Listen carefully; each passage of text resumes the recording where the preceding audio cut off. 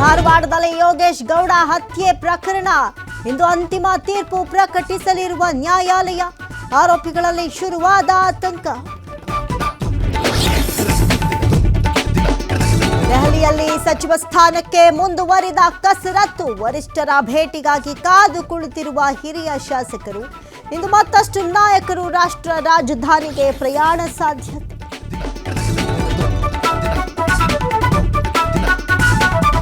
ಹಳೆ ಮೈಸೂರು ಭಾಗದಲ್ಲಿ ತಂತ್ರ.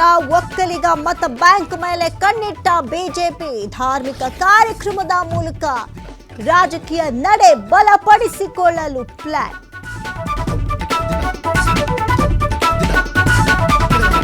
ಪ್ರೀತಿಸಿದವನ ಜೊತೆ ಓಡಿ ಹೋದ ಹಿನ್ನೆಲೆ ಯುವತಿಯನ್ನ ಕರೆತಂದು ಸುಟ್ಟು ಹಾಕಿದ ಆರೋಪಿಗಳು. ಹುಕ್ಕೇರಿ ತಾಲೂಕಿನ ನದಿಗುಡಿ ಕ್ಷೇತ್ರದಲ್ಲಿ ಘಟನೆ.